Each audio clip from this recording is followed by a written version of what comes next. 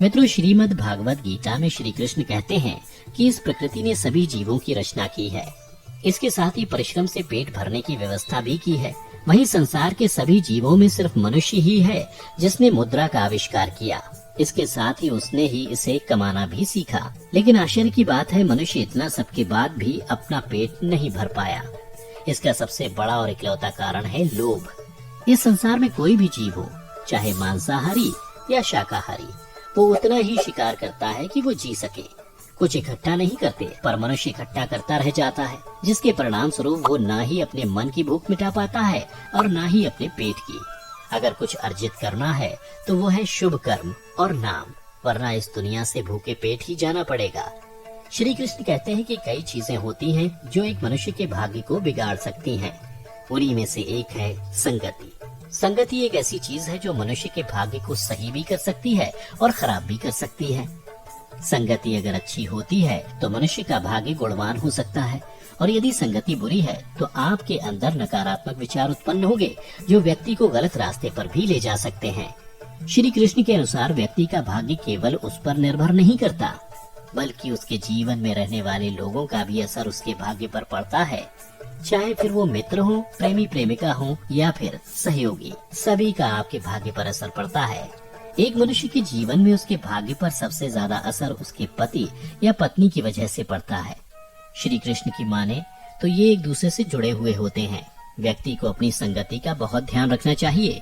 गलत संगति के असर से भाग्य उल्टा हो सकता है। गलत संगति के साथ साथ नकारात्मक सोच भी भाग्य को खराब करने का काम करती है। श्री कृष्ण कहते हैं कि मनुष्य अपने अंदर जैसे विचार रखता है तो हर तरह से उसको नकारात्मकता ही हाथ लगेगी। जैसे उस मनुष्य को नकारात्मक लोगों का साथ मिलेगा और जीवन नकारात्मकता से भर जाएगा, जिसके कारण सब कुछ ठीक होने के बावजूद हर काम बिगड़ने शुरू हो जाएंगे और असफलता ही मिलेगी।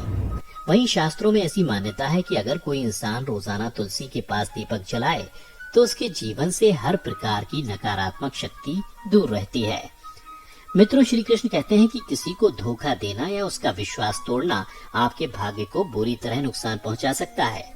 अगर व्यक्ति अपने स्वार्थ के लिए किसी को धोखा देता है या किसी का अधिकार छीनता है और किसी को बिना कारण नुकसान पहुंचाता है, उसका भाग्य हमेशा खराब ही रहता है।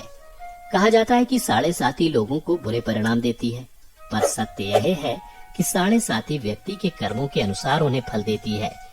एक मनुष्य जितना दूसरे को धोखा देता है, उससे ज्यादा का आर्थिक नुकसान उसे खुद को झेलना पड़ता है। साथ ही कभी कभी मानसिक रोगों की समस्या भी हो सकती है। श्री कृष्ण ने महाभारत के कुरुक्षेत्र की युद्ध भूमि में बताया था कि जब किसी मनुष्य का भाग्य साथ ना दे रहा हो तो क्या करना चाहिए।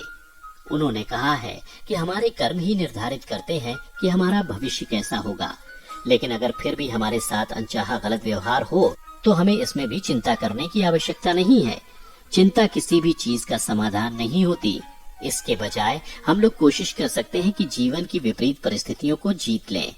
कुछ लोग जीवन में थोड़ी सी विपरीत परिस्थितियां आने पर भी भयभीत हो जाते हैं और उनका ईश्वर तक से विश्वास हट जाता है।